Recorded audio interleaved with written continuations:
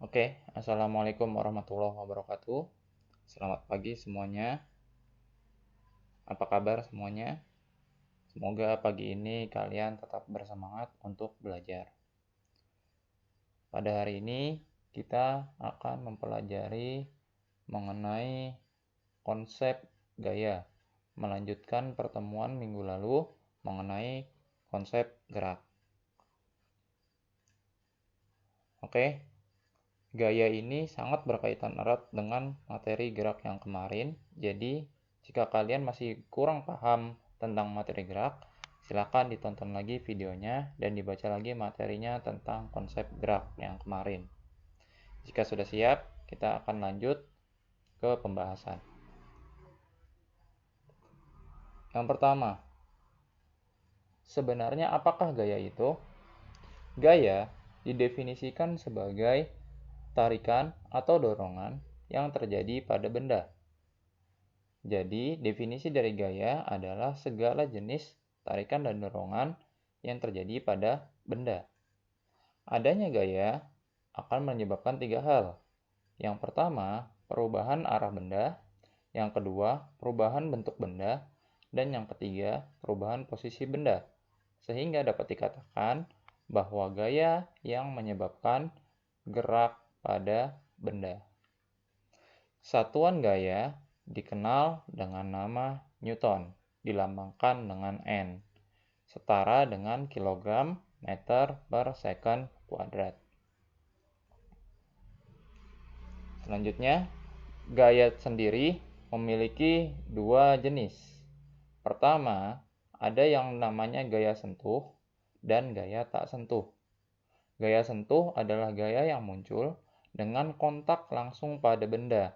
Artinya, gaya akan muncul jika berkontak langsung atau menyentuh langsung benda. Contoh gaya sentuh adalah gaya tarik, gaya dorong, dan gaya gesek. Sedangkan gaya tak sentuh adalah gaya yang dapat muncul tanpa adanya kontak langsung pada benda. Gaya seperti ini contohnya adalah gaya gravitasi dan gaya magnet yang dapat menarik benda tanpa harus menyentuhnya. Sebenarnya bagaimanakah konsep gaya itu muncul? Kita kembali ke cerita tentang penemu gaya, yaitu Newton. Jadi, konsep tentang gaya dicetuskan pertama kali oleh ilmuwan yang bernama Sir Isaac Newton, yang berkebangsaan Inggris. Konsep ini muncul ketika Isaac Newton sedang membaca buku di bawah sebuah pohon apel. Kemudian, tiba-tiba sebuah apel jatuh mengenai kepalanya. Hal ini memunculkan ide tentang konsep gaya yang kita kenal sekarang dengan nama gaya gravitasi. Newton berpikiran bahwa benda dapat bergerak karena ada sesuatu yang menariknya. Dari konsep gravitasi ini, muncullah hukum gaya yang dikenal sebagai hukum Newton. Inilah yang akan kita bahas mengenai hukum Newton.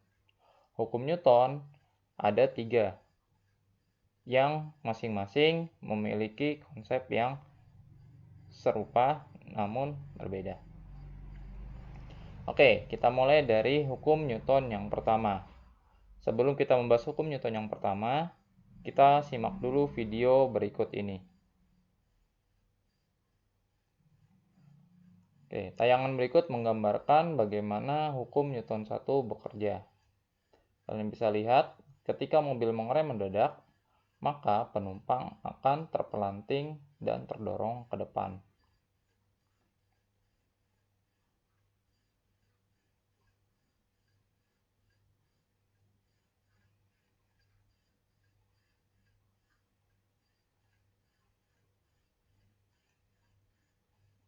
Mengapa hal itu dapat terjadi? Berkaitan dengan hukum Newton, hal itu terjadi sesuai dengan hukum Newton yang pertama. Hukum Newton pertama berbunyi, jika resultan pada suatu benda sama dengan 0, maka benda yang diam akan tetap diam. dan benda yang bergerak akan tetap bergerak dengan kecepatan yang tetap.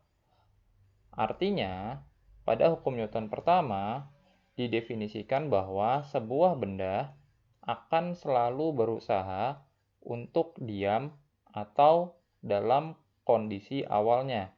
Jadi, jika awalnya benda itu diam, saat diberikan gaya, maka benda akan berusaha untuk tetap diam. Hal ini dapat dibuktikan pada video tadi, di mana ketika penumpang dalam kondisi mobil dalam kondisi bergerak, penumpang di dalamnya diam. Kemudian, mobil berhenti mendadak atau terjadi tabrakan, maka penumpang akan tetap berusaha dalam posisi awalnya, yaitu posisi diam, sehingga ketika mobil berhenti dan terdorong ke belakang, maka penumpang akan terdorong ke depan. Contoh lainnya, ketika mobil bergerak ke arah kanan, maka tubuh kita akan condong ke arah kiri.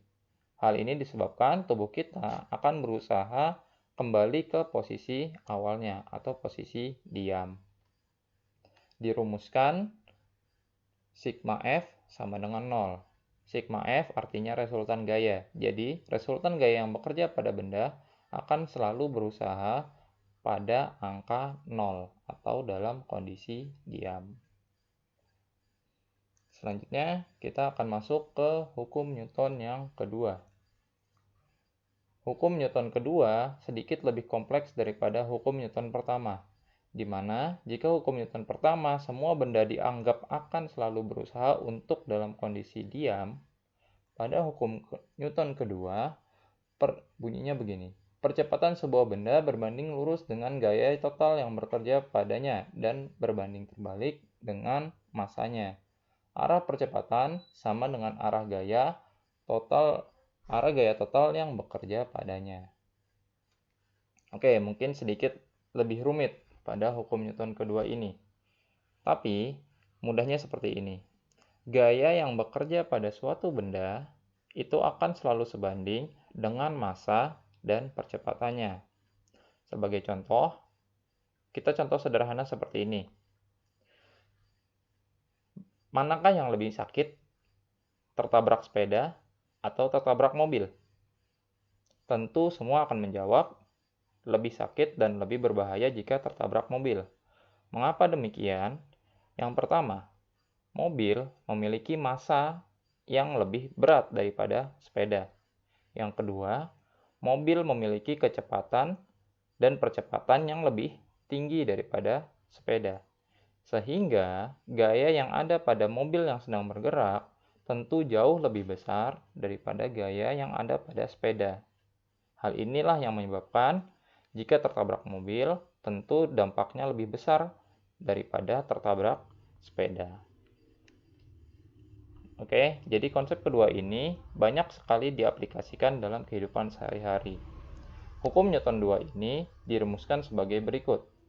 Sigma F sama dengan M dikali A, di mana sigma F adalah resultan gaya yang bekerja, M adalah massa benda, dan A adalah percepatannya. Contoh lain dari aplikasi hukum Newton kedua ini adalah bagaimana kita melihat kereta api tidak dapat berhenti mendadak.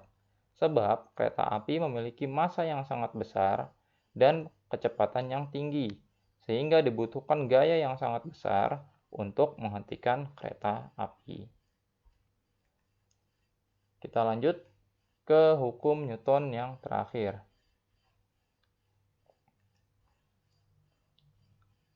Oke, sebelum kita lanjut ke hukum Newton yang terakhir, sedikit konsep tentang resultan gaya. Jadi apa itu resultan gaya? Resultan gaya adalah total gaya yang bekerja pada suatu benda. Dapat dilihat di sini. Pada kotak ini terdapat 4 gaya yang bekerja. Pertama, ada gaya berat, yaitu gaya tarik bumi ditambah massa benda. Itu disebut gaya berat. Kemudian ada gaya normal yang melawan gaya berat. Kemudian ada gaya luar. Contohnya jika kotak ini kita tarik, maka tarikan kita sebagai gaya luar. Dan ada gaya gesek yang selalu berlawanan dengan gaya luar. Kita lanjutkan. ke hukum Newton yang ketiga. Hukum Newton ketiga dikenal sebagai hukum aksi-reaksi. Bunyinya adalah ketika suatu benda memberikan gaya pada benda kedua akan memberikan gaya yang sama besarnya tetapi berlawanan arah pada benda pertama. Dikenal sebagai hukum aksi sama dengan reaksi. Contoh penerapan hukum aksi dan reaksi ini dapat kita jumpai pada contohnya seperti ketika seorang pemain baseball memukul bola baseball.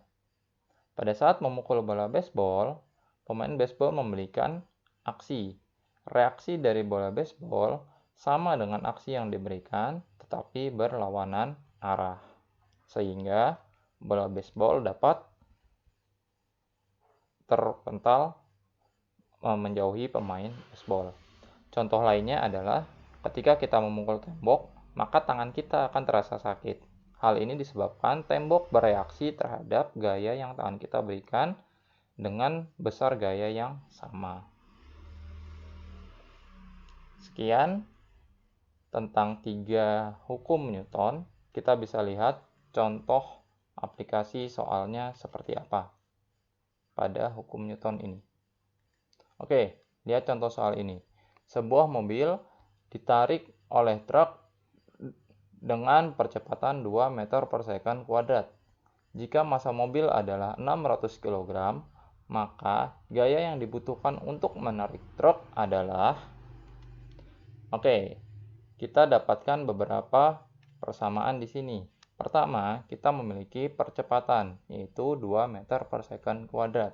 Kedua, kita tahu massa mobil, yaitu 600 kg. Kita gunakan hukum Newton yang kedua, sigma F sama dengan M dikali A. Berikut pembahasannya. Percepatan adalah 2 meter per second kuadrat. Massa mobil adalah 600 kg. Sehingga gaya yang bekerja untuk menarik truk adalah F sama dengan massa dikali percepatan. Sigma F adalah 2 dikali 600 sehingga didapatkan gaya yang dibutuhkan sebesar 1200. Oke, sekian pembahasan pada materi kali ini. Semoga dapat dimengerti.